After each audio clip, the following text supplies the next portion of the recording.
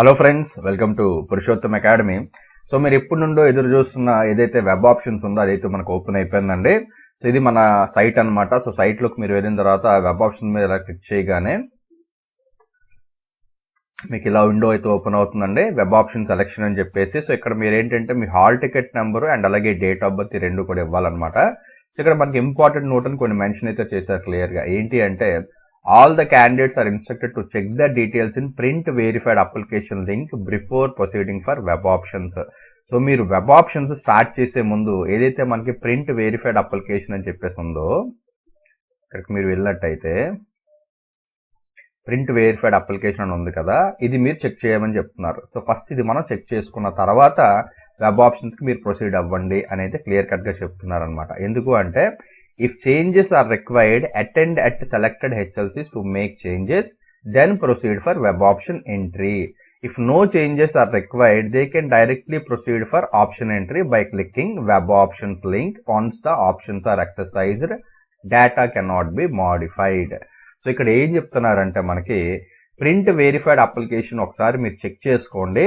అందులో ఏదైతే డేటా ఉందో అదంతా కరెక్ట్గానే ఉంది, ఏం కరెక్షన్స్ అక్కర్లేదు అనుకుంటే డైరెక్ట్గా మీరు వెబ్ ఆప్షన్స్ పెట్టేసుకోవచ్చు. ఒకవేళ అందులో ఏమైనా చేంజెస్ కావాలి, ఏమైనా కరెక్షన్స్ ఉన్నాయి అన్నట్టయితే మాత్రం ఇమీడియట్గా మీ హెల్ప్ లైన్ సెంటర్ ఏదైతే ఉందో, మీరు ఏదైతే హెల్ప్ లైన్ సెంటర్ సెలెక్ట్ చేసుకున్నారో ఆ హెల్ప్ లైన్ సెంటర్కి వెళ్ళి ఇమీడియట్గా మీ డేటా ఏదైతే ఉందో మాడిఫై చేసుకోమని చెప్తున్నారనమాట. ఎందుకు ఇలా చెప్తున్నారు అంటే మనం ఒక్కసారి వెబ్ ఆప్షన్స్ కనుక పెట్టినట్టయితే మళ్ళీ డేటా మోడిఫికేషన్ అనేది జరగదు అని క్లియర్గా చెప్పేస్తున్నారు. అంటే ఫర్ ఎగ్జాంపుల్ మీరు ఈరోజు ఆప్షన్స్ పెట్టేసుకున్నారు అనుకుందాం, తర్వాత మీరు ఎప్పుడో చెక్ చేసుకున్నారు, మీరు ఏదైతే డేటా ఉందో any data, me date of birth అవ్వచ్చు, క్యాస్ట్ అవ్వచ్చు, లేదంటే ఎన్ని స్పెషల్ కేటగిరీ అవ్వచ్చు, లేదంటే మీ ఇన్కమ్ సంబంధించి అవ్వచ్చు, ఫీ రియంబర్స్మెంట్ ఎనీ డేటా అనమాట, ఏదన్నా సరే ప్రాబ్లం ఉంది అంటే వెబ్ ఆప్షన్స్ పెట్టుకోక ముందు మీరు హెచ్ఎల్సీకి వెళ్తేనే వాళ్ళు చేంజెస్ అయితే చేయడానికి అవుతుంది. ఒక్కసారి మీరు వెబ్ ఆప్షన్ కనుక పెట్టేసినట్టయితే ఇమీడియట్ గా మీ డేటా ఏదైతే ఉందో ఫ్రీజ్ అయిపోతుంది అనమాట, ఎటువంటి మోడిఫికేషన్ చేయడానికి కుదరదు. ఇది ఫస్ట్ పాయింట్. అండ్ రెండోది, candidates save the options and revisit web option page to add or modify the options or to change the order or sequence before the last date.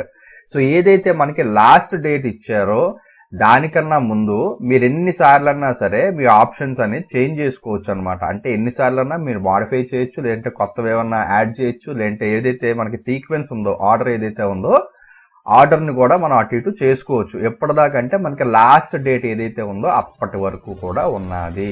So last date ఎప్పటి వరకు అండి? Anyone last date ఎప్పటి వరకు? మనకి 17th వరకు ఉన్నది మనం option entry చేసుకోవడానికి. అండ్ అలాగే మళ్ళీ మనకి చేంజ్ ఆఫ్ ఆప్షన్స్కి 18th వరకు ఉంది. అంటే 18th వరకు కూడా మనం ఆప్షన్స్ ఏవైతే ఉన్నాయో చేంజెస్ అయితే మనం చేసుకోవచ్చు, ఎటువంటి ప్రాబ్లమ్ లేదు. ఓకేనా? సో ఇది second point. And next third point, ఇది చాలా ఇంపార్టెంట్ పాయింట్, ఎవ్వరు కూడా ఈ మిస్టేక్ అయితే చెయ్యొద్దు. ఏంటి అంటే data once freezed will not be given for edit under any circumstances. So ఏదైతే మీరు డేటా ఎంట్రీ చేస్తున్నారో అది గనక మీరు ఫ్రీజ్ గనక చేసేసారా, ఇక్కడ మీరు చూడొచ్చు, ఇది కూడా డీటెయిల్ మీకు ఎక్స్ప్లెయిన్ చేస్తాను క్లియర్గా. ఓకేనా? ఏంటి ఎలాగా అని చెప్పేసి. సో ముందు ఈ పాయింట్స్ మనం కంప్లీట్ చేసేద్దాం. సో మీరు వెబ్ ఆప్షన్స్ ఏవైతే ఉన్నాయో పెట్టుకున్న తర్వాత సేవ్, ఫ్రీజ్ అని 2 ఆప్షన్స్ వస్తాయండి. ఎప్పుడు కూడా సేవే చేసుకోండి, ఫ్రీజ్ అనేది మీరు చేయాల్సిన అవసరం లేదు. ఆటోమేటిక్గా లాస్ట్ డేట్ తర్వాత అదే ఫ్రీజ్ అయితే అయిపోతుంది అనమాట. ఓకేనా? సో ఎప్పుడు కూడా మీరు డేటా సేవ్ చేసుకోండి. సేవ్ చేసుకుంటే ఏమవుతుందంటే మళ్ళీ మీరు ఏమైనా చేంజెస్ కావాలంటే చేసుకోవడానికి ఉంటుంది అనమాట. లేదు సార్, నేను ఏదైతే పెట్టానో 100% కాన్ఫిడెంట్ ఇదే డేటా, ఇందులో నేను ఎటువంటి చేంజ్ చెయ్యను అని మీరు ఫిక్స్ అయిపోతే తప్ప ఫ్రీజ్ అనేది మాత్రం కొట్టద్దు. ఎందుకంటే జనరల్గా వెబ్ ఆప్షన్స్ అన్నప్పుడు లాస్ట్ మినిట్ వరకు ఏవో చేంజెస్ చేస్తూనే ఉంటారు. ఒకవేళ ఫ్రీజ్ అయిపోయింది అనుకోండి, అర్రే అనవసరంగా ఫ్రీజ్ చేశాను, ఇది పైన పెట్టుంటే బాగుంది, ఇది కింద పెట్టుంటే బాగుండు, లేంటి ఇంకో కాలేజ్ యాడ్ చేసి ఉంటే బాగుంది అని రకరకాల థాట్స్ వస్తూ ఉంటాయి అనమాట. సో ఎప్పుడు కూడా దయచేసి సేవే కొట్టండి, ఫ్రీజ్ కొట్టద్దు. దానికి సంబంధించి కూడా ఏంటి ప్రొసీజర్ చెప్తాను మీకు. అండ్ నెక్స్ట్ దాని fourth point, if the exerciser options are saved and not freezed, last save option will consider for allotment of seats. ఓకేనా? సో ఈ పాయింట్ ఆల్రెడీ ఇక్కడ మెన్షన్ చేశారు. సో ఏదైతే మీరు ఆప్షన్స్ ఎక్సర్సైజ్ చేశారో, మీరు సేవ్ మాత్రమే చేశారు, ఫ్రీజ్ అనేది చేయలేదు అంటే లాస్ట్గా మీరు ఏదైతే సేవ్ చేశారో దాన్ని కన్సిడర్ చేసేస్తారు అలాట్మెంట్కి. ఓకేనా? సో సో మీరు ఫ్రీజ్ చేయకపోయినా వచ్చిన నష్టమే లేదు. సో జనరల్ గా అసలు ఫ్రీజ్ ఎందుకు సార్ మీరు పెట్టారు అంటే కొంతమందికి ప్రాబ్లం అవుతా ఉంటదండి. మెయిన్లీ కొంతమంది ఏం చేస్తారంటే వాళ్ళ ఐడీస్ వేరే వాళ్ళకి షేర్ చేయడం, లేదంటే ఎవరో కాలేజీలకి ఇచ్చేయడం ఇలాంటివి చేస్తూ ఉంటారు. చేసినప్పుడు మోర్ దెన్ 1 పర్సన్ ఎక్సర్సైజ్ చేసే అవకాశాలు ఉంటాయన్నమాట ఆప్షన్స్ వాళ్ళకి. సో అలాంటప్పుడు ఏమవుతుందంటే మీరు పెట్టుకున్న ఆప్షన్ ఉంటుందా అని గ్యారంటీ ఉండదు. వేరే వాడు మీది యాక్సెస్ చేస్తున్నప్పుడు అంటే మీకు అంత ఐడియా ఉండదు అనుకున్నప్పుడు చాలా మంది ఏం చేస్తుంటారంటే ఫ్రీజ్ చేసేస్తారు. ఫ్రీజ్ చేస్తే ఇంకా వేరే వాళ్ళు ఎవరు కూడా మన ఆప్షన్స్ చేంజ్ చేయడానికి ఉండదు అన్నట్టు చేస్తారు. బట్ యాక్చువల్గా ఏంటంటే ఆ ఫ్రీజ్ అనేది ఎప్పుడు కూడా మంచిది కాదనమాట. చాలా వరకు ప్రాబ్లమ్స్ ఫేస్ చేస్తుంది దానివల్ల. సో ఫస్ట్ మీకు చెప్పేది ఒకటే, ఏదైతే మీ క్రెడెన్షియల్స్ ఉన్నాయో మీ క్రెడెన్షియల్స్ దయచేసి ఎవ్వరికి ఇవ్వకండి, మీ దగ్గరే పెట్టుకోండి. ఓకేనా? సో ఇప్పుడు ఇది పాయింట్స్ అయితే డిస్కస్ చేసుకున్నాం కదా. ఇప్పుడు నెక్స్ట్ ప్రొసీజర్ ఏంటో మీకు చెప్తాను క్లియర్గా. ఓకే, సో ఇప్పుడు నెక్స్ట్ మీరు ఎప్పుడైతే మీకు ఇక్కడ డీటెయిల్స్ ఇచ్చేస్తారో మీ hall ticket number, date of birth 2 ఇచ్చిన తర్వాత మనకి ఇలా వెబ్ ఆప్షన్ సెలక్షన్ అని చెప్పి విండో ఓపెన్ అవుతుంది. ఈ వెబ్ ఆప్షన్ సెలక్షన్ విండో దగ్గర మొబైల్ నెంబర్ అండ్ ఓటీపీ అడుగుతుంది. సో మీ మొబైల్ నెంబర్ ఓటీపీ మీరు సబ్మిట్ చేసిన తర్వాత, అంటే ఓటీపీ వ్యాలిడేట్ అయిన తర్వాత మాత్రమే మీకు ఈ వెబ్ ఆప్షన్ సెలక్షన్ తాలూకా విండో ఓపెన్ అవుతుంది.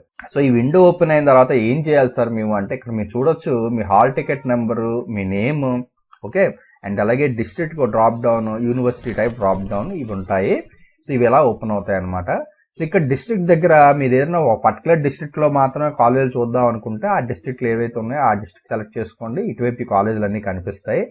లేదు సార్ అన్ని డిస్ట్రిక్ట్స్ మాకు ఓకే అనుకుంటే ఆల్ సెలెక్ట్ చేసుకుంటే మొత్తం అన్ని కాలేజీలు కూడా ఇక్కడ మీకు కనిపిస్తుంది అనమాట. ఓకేనా? సో అలాగా మీరు సెలెక్ట్ చేసుకోవచ్చు. ఫర్ ఎగ్జాంపుల్ మీరు విజయనగరం పెట్టారనుకోండి, డిస్ట్రిక్ట్ లో విజయనగరంలో ఉన్న కాలేజీలు అన్ని డీటెయిల్స్ ఇక్కడ మీకు కనిపిస్తాయి. ఓకే, అండ్ అలాగే ఒకవేళ వెస్ట్ గోదావరి పెడితే వెస్ట్ గోదావరి కాలేజ్ తాలూకు డీటెయిల్స్ అన్ని మీకు కనిపిస్తాయి. సో ఈ డీటెయిల్స్ ఏవైతే ఉన్నాయో కనిపించినాయి. తర్వాత ఏం చేసుకోవాలి సార్ అంటే, తర్వాత ఇప్పుడు మీకు ఏవైతే ఎలా డీటెయిల్స్ కనిపిస్తున్నాయో ఇవి యాడ్ అంటే జస్ట్ ఇక్కడ ప్లస్ అని కనిపిస్తుంది చూసారు, ఈ ప్లస్ మీద ఇలా క్లిక్ చేస్తే ఈ డేటా ఇక్కడికి వచ్చేస్తుంది. అలా ఏవేవి మీకు కావాలనుకుంటున్నారో జస్ట్ ఇలా స్క్రాల్ చేసుకోండి. స్క్రాల్ చేసుకొని ఒక్కొక్కటి ఇలా ప్లస్ మీద క్లిక్ చేయండి. సో ఇక్కడ మీరు చూస్తే ఫర్ ఎగ్జాంపుల్ ఇది శ్రీకాకుళం డిస్ట్రిక్ట్ సెలెక్ట్ చేశారు. సో శ్రీకాకుళం డిస్ట్రిక్ట్ సంబంధించి మొత్తం కాలేజీల తాలూకా లిస్ట్ ఏదైతే ఉందో ఇక్కడ మీకు కనిపిస్తుంది అనమాట. So branch code, college and A district, ఈ డీటెయిల్స్ మీకు ఇక్కడ వస్తాయి. ఫర్ ఎగ్జాంపుల్ ఈ కాలేజ్లోని నాకు సిఎస్సి కావాలి, ఇక్కడ సిఎస్సి దగ్గర ప్లస్ మీద క్లిక్ చేస్తారు, ఇక్కడికి అది వచ్చేస్తుంది. అలాగా ఈ కాలేజ్లో సిఎస్సి కావాలి, సిఎస్సి మీద క్లిక్ చేస్తారు, ఇక్కడికి వచ్చేస్తుంది. సో మొత్తం అన్ని కూడా ఏవైతే మీరు ఎలా సెలెక్ట్ చేసుకుంటూ పెడతారో అన్ని కూడా ఇక్కడ అలా యాడ్ అవ్వకుంటూ వస్తాయి అనమాట. వచ్చిన తర్వాత ఒకసారి అప్పుడు మీరు ఏం చేయాలంటే ఆర్డర్ ఫిక్స్ చేయాలి. ఆర్డర్ ఫిక్స్ చేయాలంటే ఏం చేయాలి సార్, దానికి ఆప్షన్ ఏంటంటే ఇక్కడ అప్ ఉంది చూసారా, ఈ అప్ యారో మీద క్లిక్ చేస్తే పైకి మూవ్ అవుతాయి ఆప్షన్స్. అదే డౌన్ యారో మీద మూవ్ చేస్తే కిందకి మూవ్ అవుతాయి. కొన్నిసార్లు ఏమవుతుందంటే సార్ బై మిస్టేక్ ఒకటి అనుకోని ఇంకోటి నేను క్లిక్ చేసేసాను, మరి డిలీట్ కొట్టాలంటే ఏం చేయాలి సార్ అంటే ఇది డిలీట్ ఆప్షన్ అనమాట. ఇక్కడ క్లిక్ చేస్తే డిలీట్ అయిపోతుంది. సో ఇలాగ ఆప్షన్స్ అన్ని కూడా మీరు యాడ్ చేసుకొని పెట్టుకోవచ్చు అనమాట. అండ్ ఇక్కడ మెయిన్ ఇంపార్టెంట్ గా మీరు ఎన్ని ఆప్షన్స్ సెలెక్ట్ చేశారనేది కౌంట్ ఇక్కడ మీకు కనిపిస్తుంది. ఎన్ని ఆప్షన్స్ మీరు సెలెక్ట్ చేశారనేది కౌంట్ ఇక్కడ వస్తుంది. సో ఏవైతే మీరు ఆప్షన్స్ పెట్టుకున్నారో ఆప్షన్స్ అన్ని పెట్టుకున్న తర్వాత సేవ్ మీద క్లిక్ చేయండి. సేవ్ మీద ఎప్పుడైతే మీరు క్లిక్ చేస్తారో క్లిక్ చేసిన తర్వాత మీకు ఇలాగా ఓపెన్ అవుతుంది అనమాట. చిన్న పాపప్ ఓపెన్ అవ్వి సేవ్డ్ సక్సెస్ఫుల్లీ అని చెప్పి వస్తుంది. అందు మీద ఓకే క్లిక్ చేసేయండి. క్లిక్ చేస్తే ఏవైతే మీ ఆప్షన్స్ ఉన్నాయో సేవ్ అయిపోయినట్లు లెక్క అనమాట. ఓకేనా? సో ఈ విధంగా వస్తుంది. అండ్ నెక్స్ట్ ఏంటంటే ఫ్రీజ్ మీద క్లిక్ చేస్తే ఏమవుతుంది అని కూడా చూద్దాము. ఒకవేళ ఫ్రీజ్ మీద బై మిస్టేక్ మీరు క్లిక్ చేసినా సరే మీకు ఎలా ఒక పాపప్ వస్తుంది. Options once freezed, candidates cannot add, modify the options or change the order of sequence, do you want to proceed అని అడుగుతుంది. అంటే ఒక్కసారి కనుక మీరు ఫ్రీజ్ చేస్తే మీరు ఆప్షన్స్ ఎటువంటి చేంజెస్ చేయడానికి కుదరదు. సో మీకు ఇది ఓకేనా, do you want to proceed అని అడుగుతుంది అనమాట. మీరు ఓకే అని కొట్టారనుకోండి ఫ్రీజ్ అయిపోతుంది. తర్వాత మీరు ఎటువంటి చేంజ్ కూడా చేయలేరు అనమాట ఆప్షన్స్ లో. ఓకేనా? సో ఇది కూడా వస్తుందండి. అండ్ నెక్స్ట్ ఏంటంటే లాస్ట్ స్టెప్, ఏవైతే మీరు ఆప్షన్స్ పెట్టుకున్నారో ఫైనల్ గా మీరు ఏదైతే ఆప్షన్స్ అయితే పెట్టుకుని ఉంటారో దాని ఒక ప్రింట్అవుట్ తీసుకొని పెట్టుకోవాలి. సో లాస్ట్ డే వరకు మనకైతే ఛాన్స్ ఉంది కాబట్టి మాడిఫై చేసుకోవడానికి.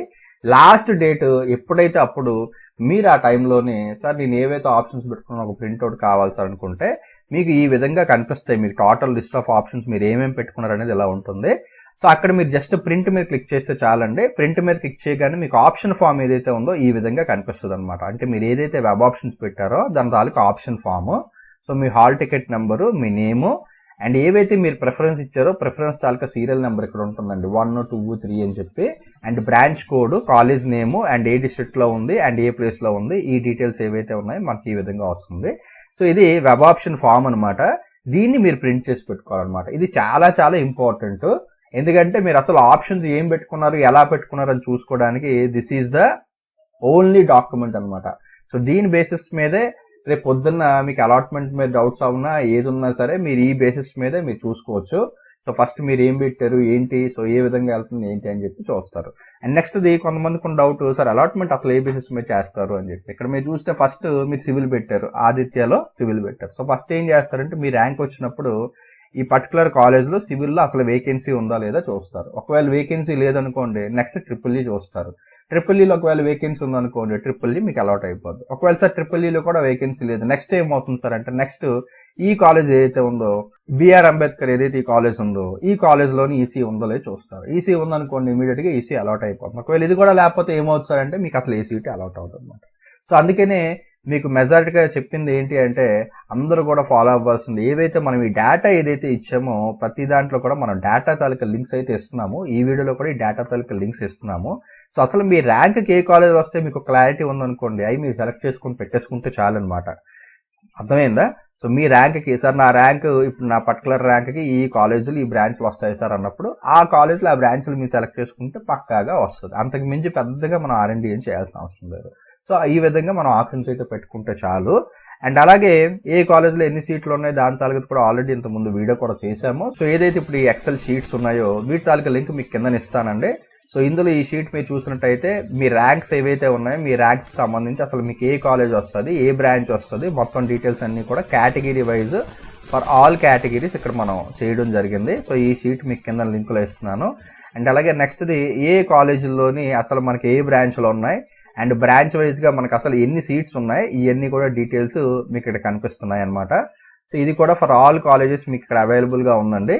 ఓకేనా, అన్ని కాలేజీలది కూడా ఈ డేటా ఉంది. సో ఈ షీట్ కూడా కింద మీకు డిస్క్రిప్షన్ లో లింక్ అయితే ప్రొవైడ్ చేస్తాను. ఓకేనా, సో వెబ్ ఆప్షన్ సంబంధించి మీ డౌట్స్ ఏవైతే ఉన్నాయో క్లియర్ అయిపోయిందని అనుకుంటున్నాను. సో యాజ్ టీజ్ ఇదే ప్రాసెస్ లోని మీరు ఫాలో అయిపోతే సరిపోతుందండి. సక్సెస్ఫుల్ గా మీరు వెబ్ ఆప్షన్స్ అయితే పెట్టుకోవచ్చు అనమాట. ఓకేనా.